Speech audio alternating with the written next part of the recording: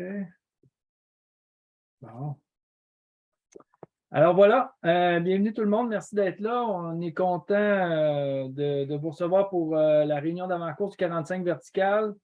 Ceux qui ne sont pas de la région du Mont-Sainte-Anne, les conditions sont incroyables. Il y a vraiment beaucoup neigé dernièrement. Les sentiers d'ascension sont super beaux. Les sentiers de descente sont incroyables.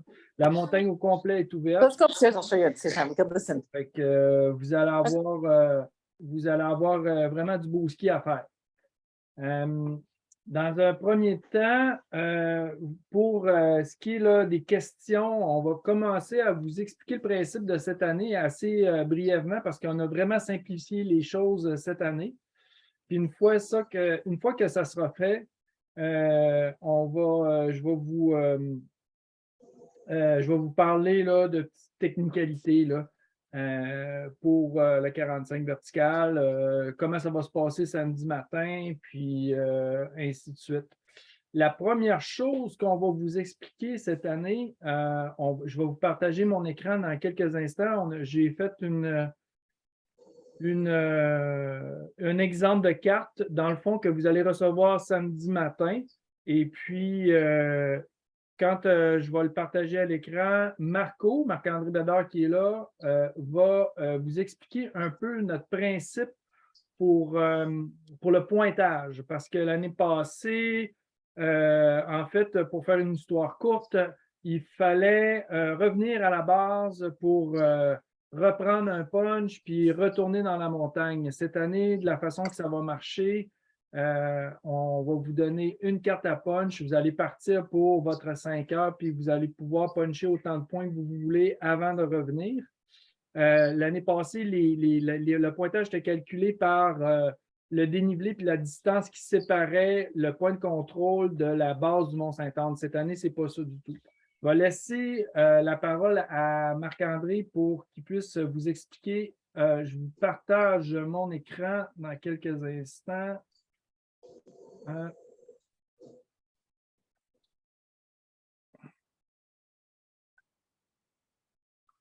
Bon, j'imagine que tout le monde voit l'écran qui est ici. Fait que, Marco, tu peux y aller pour expliquer comment on va calculer le pointage. Oui, bonjour tout le monde. Bonsoir plutôt. J'arrive de la montagne, effectivement, c'était absolument exceptionnel. Il y a énormément de neige partout, fait que ça va être super beau. Donc, le pointage, il y a 4 montées au Mont-Sainte-Anne. La A, la B, la C et la D. Donc, vous ne verrez pas le matin de la course, là, vous ne verrez pas les points sur les montées, mais elles sont là. Donc, chaque montée a un poinçon. Puis, ce poinçon-là vaut 5 points de plus que le dernier. Donc, je m'explique. Si vous faites la A, vous commencez par la A, vous punchez la A. Ensuite, plus tard, vous faites la B. Bon, la A vous donnait 5 points.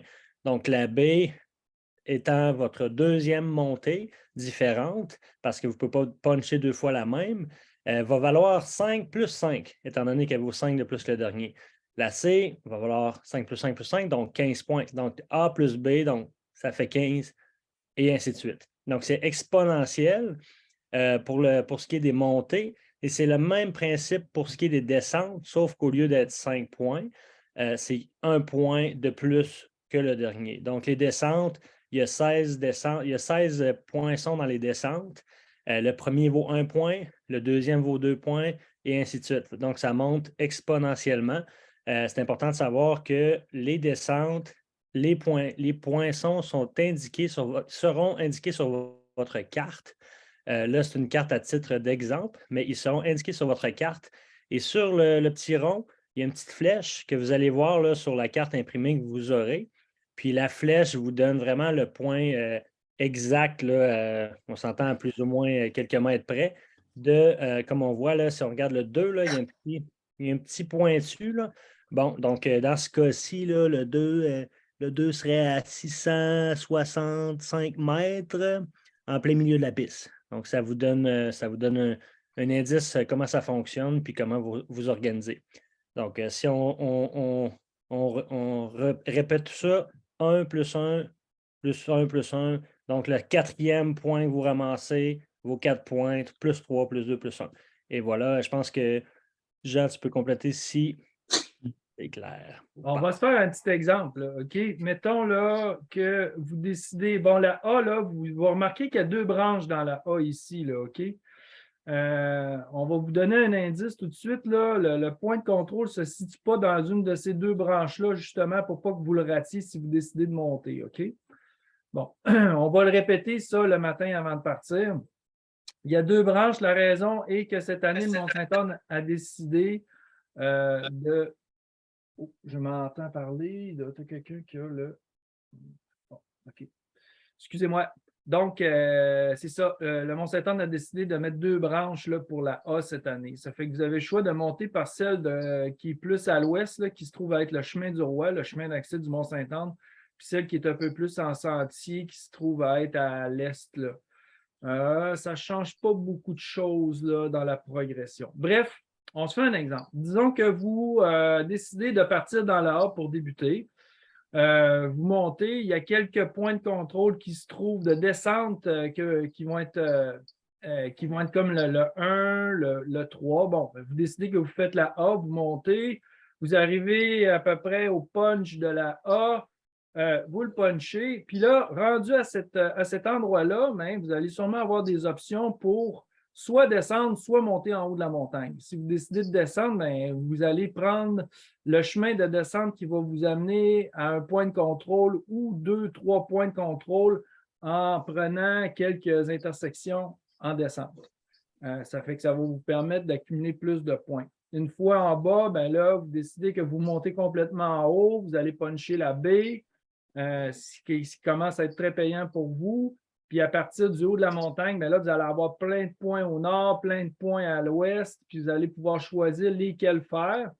Puis c'est sûr qu'on a installé les points de contrôle de façon à ce que dans une descente, vous ayez des options comme d'aller en chercher 2, 3.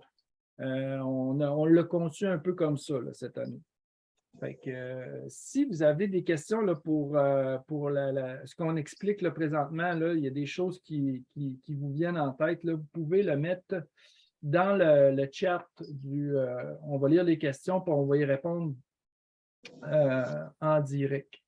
Fait que, ça ressemble pas mal à ça là, pour ce qui est de l'explication de la mise en situation là, pour les points de contrôle. Ça fait que je vais vous montrer là, le punch comme tantôt qu'on va vous remettre samedi matin. On va vous donner aussi avec ce punch-là une carte d'accès aux pistes d'ascension pour le ski d'ascension du Mont-Saint-Anne. Puis les points de contrôle que vous allez chercher, ça va être des points de contrôle qui vont être exactement comme ça. C'est des pancartes.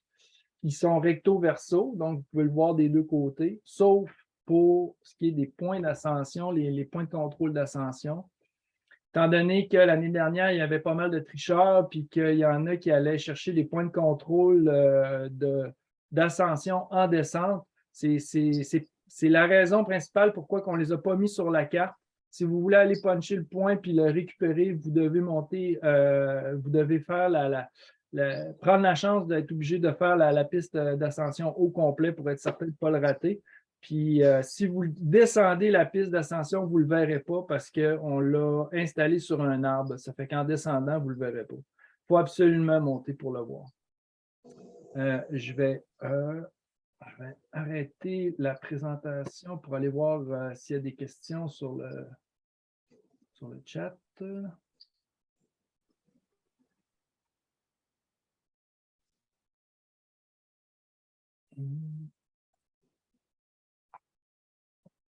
Excusez, je ne suis pas trop un habitué de... Il est en bas, discuter, Jean. Tu m'entends? Ah, je suis en mode discuter?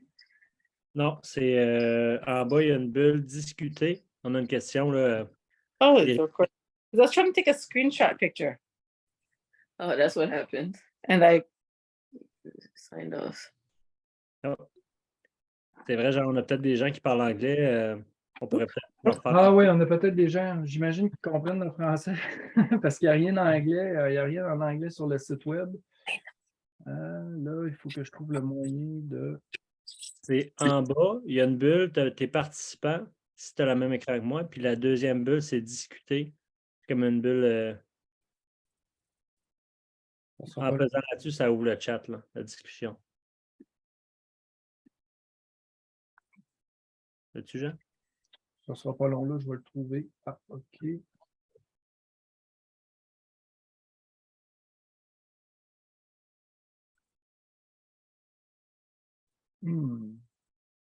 Bizarre.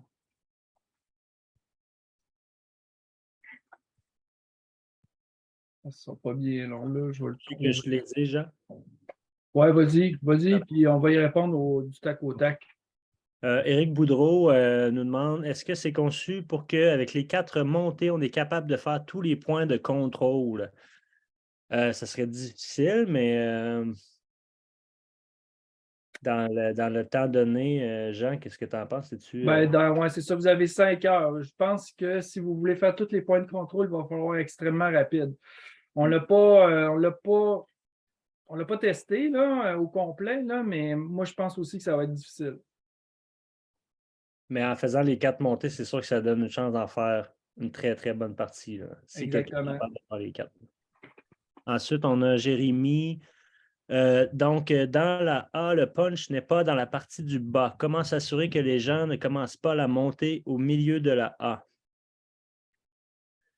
Dans le fond, vous n'avez pas le droit de monter. De toute façon, là, les autres pistes de montée qui sont dans le milieu de la A, là, mettons, là, ça serait la familiale, par exemple, là, qui est à l'ouest, mais vous n'avez pas le droit de monter dans une piste de descente.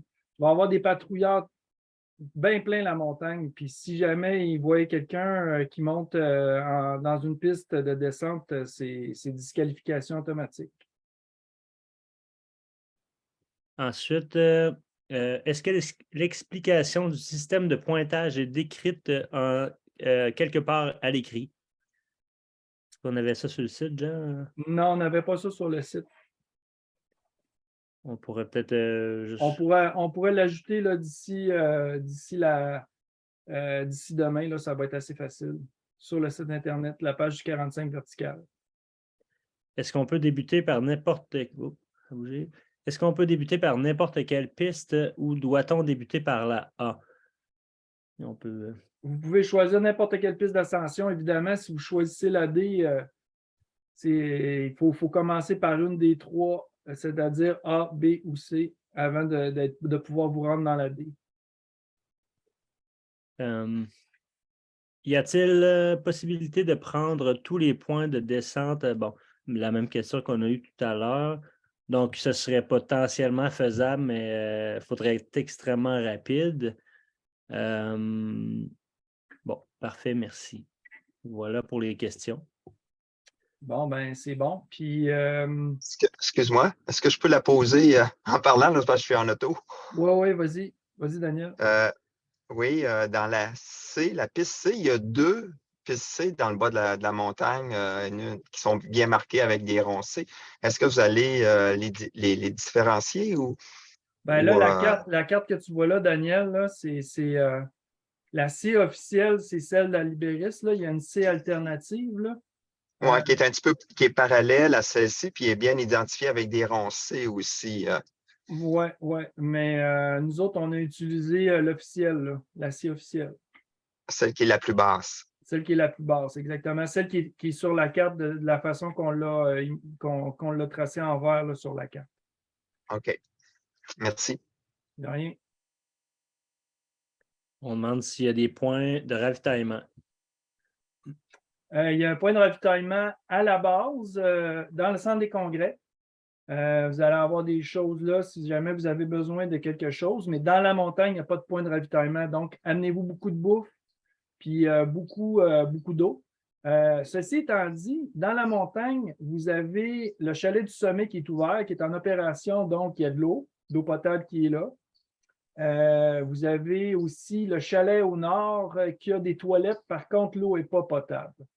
Il y a de l'eau qui coule là, dans les robinets, mais si jamais vous avez des filtres avec vos gourdes, ça pourrait être une bonne affaire. Ils marquent que l'eau n'est pas potable parce que, bon, ils ne veulent pas s'engager là, dans des tests d'eau hebdomadaires, là, on va dire ça comme ça. Fait que c'est ça. Fait que le chalet au nord, le chalet au sommet, vous allez avoir, à chaque fois que vous allez arriver en haut, vous allez pouvoir aller vous chercher de l'eau si vous voulez. À quoi ressemblent les points de contrôle? Tu peux peut-être leur montrer. Oui, ouais, les points de contrôle, ils ressemblent à ceci. Ils sont recto verso.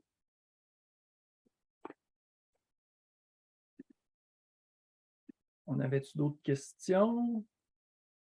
Ça semble être ça pour l'instant. If you speak English only and you have questions, you can put them in the chat. Yeah. Et les points de montée. Quoi ressemble? Les points de montée sont les mêmes que les points de descente, sauf que c'est des lettres A, B, C et D. Personne qui demandait ça. Ah, les points de montée, oui, exactement. C'est la même chose là, que ça. Là.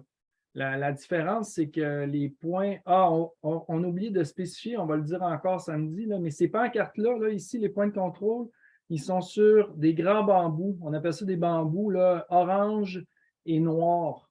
Ils sont bariolés orange et noir, donc ils sont assez distinctifs. Il y en a beaucoup dans la montagne, sauf qu'avec une pancarte de même, il n'y en a pas d'autres. Fait qu'on les a installés là-dessus. Là. Sauf pour les points d'ascension, comme je disais tantôt, qui sont attachés sur un arbre de façon à ce que vous puissiez le voir seulement en montant et non en descendant. Comment fonctionne le punch? Bon, ben, le punch, là, dans le fond, là, vous avez vous allez avoir un petit dossard taille-bec comme ça. Puis c'est un petit punch à code que vous mettez sur le point. Fait que si vous arrivez, exemple, au 16, vous le punchez, il y a un code, il est comme une composition de 6 chiffres, de 9 chiffres, là, 9 poinçons, c'est-à-dire là, une combinaison de 9 poinçons qui forment un rectangle, un T, un C, peu importe. Puis ça nous permet de contrôler que vous êtes bien passé au bon point.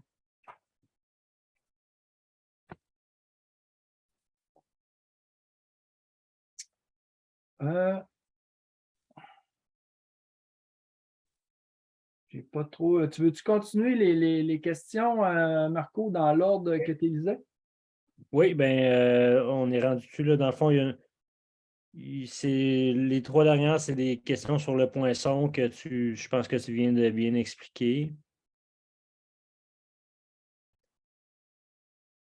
Comment fonctionne le punch? C'est juste une pince.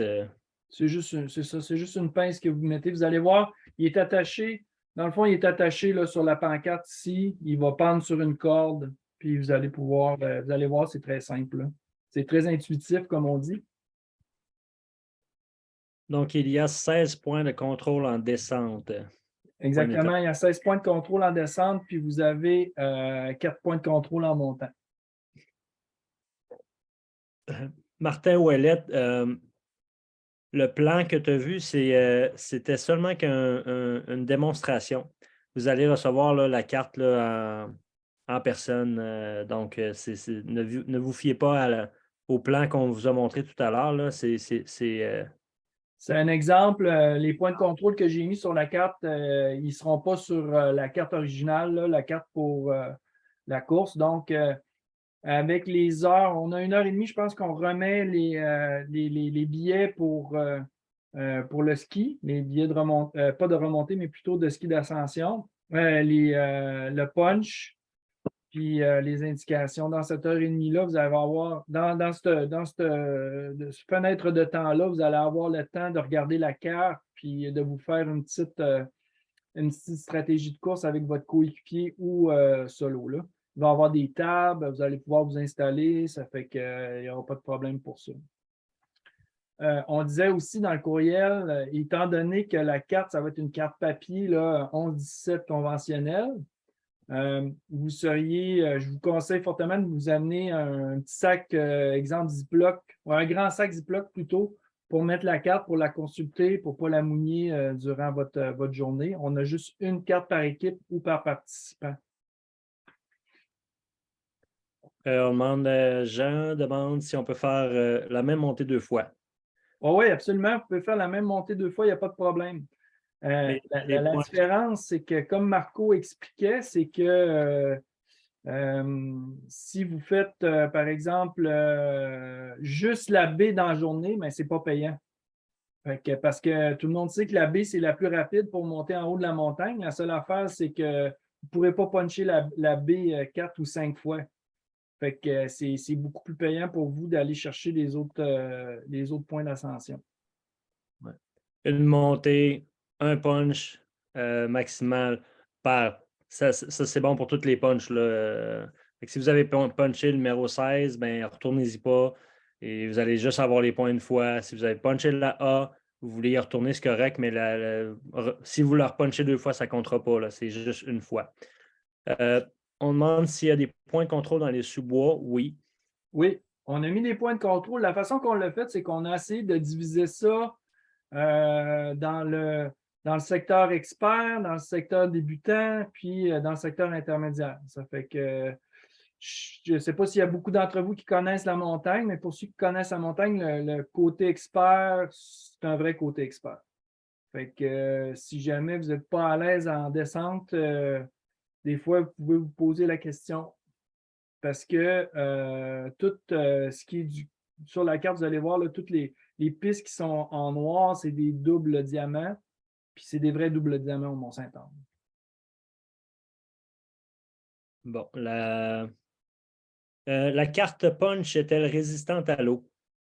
Oui, elle est résistante à l'eau, puis elle ne déchire pas. Ça fait que vous allez pouvoir la prendre, l'attacher pour vous autres, puis partir avec sans avoir de problème. Là, vous allez pouvoir les traîner en masse.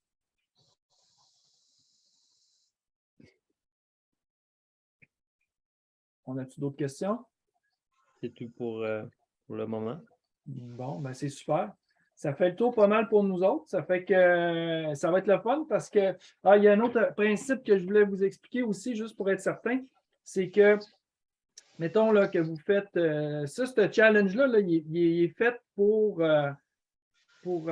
les débutants, pour les intermédiaires, pour les avancés. Le but étant qu'à 9 heures pile, quand on donne le départ, il faut que vous soyez tous là. Hein. On va tous prendre les numéros d'équipe puis pour s'assurer que tout le monde part à la même heure parce qu'il y a toujours des tricheurs qui veulent partir un peu plus tôt que les autres. Là.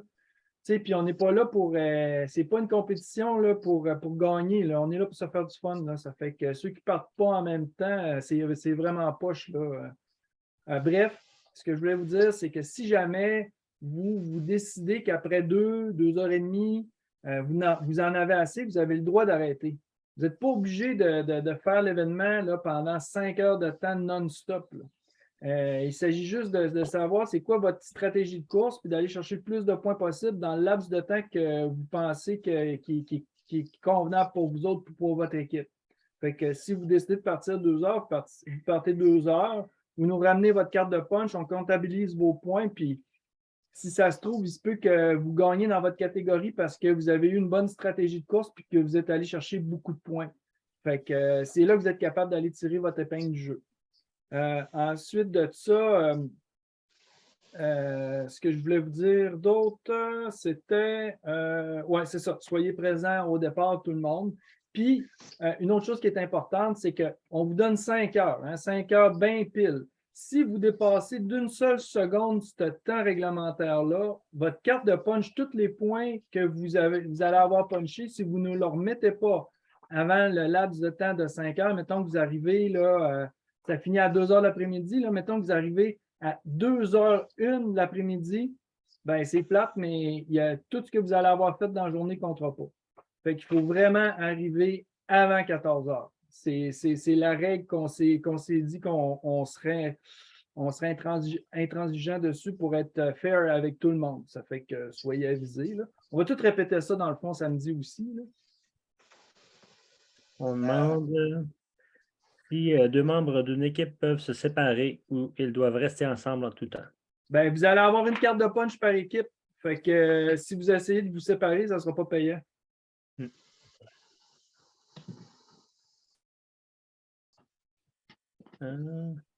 Est-ce que les membres d'une équipe peuvent se tirer?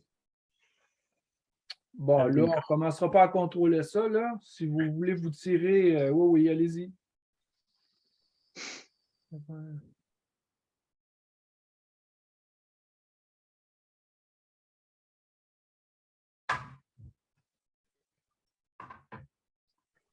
C'est bon, il n'y a pas d'autres questions, Marco? On est là. Bon, ben c'est super. On va vous voir samedi. Puis ce qui va être le fun, c'est qu'on va se faire un beau après-ski après. On va pouvoir jaser de ça. Cette année, on a le temps de s'asseoir, de prendre une bière, de prendre un petit chili. On va vous servir un petit chili après la course. Puis on va faire la remise de prix après. On va avoir des belles tuques verticales à donner aux gagnants de chaque catégorie. On va en avoir aussi un peu à vendre sur place. On va avoir un bar, vous allez pouvoir vous acheter de la bière. On a de la bonne bière de la microbrasserie de la Souche. Ça fait que ça va être cool. On va avoir de la musique d'ambiance. Fait que, on va faire ça bien amical. Fait qu'on a bien hâte de vous voir. Puis vous allez voir, les conditions sont incroyables au Mont-Saint-Anne. Fait que, ben, merci tout le monde pour la rencontre. Puis on se dit à samedi matin. Puis n'hésitez pas à venir me voir, moi ou Marco, samedi matin pour poser d'autres questions si vous en avez. Bye!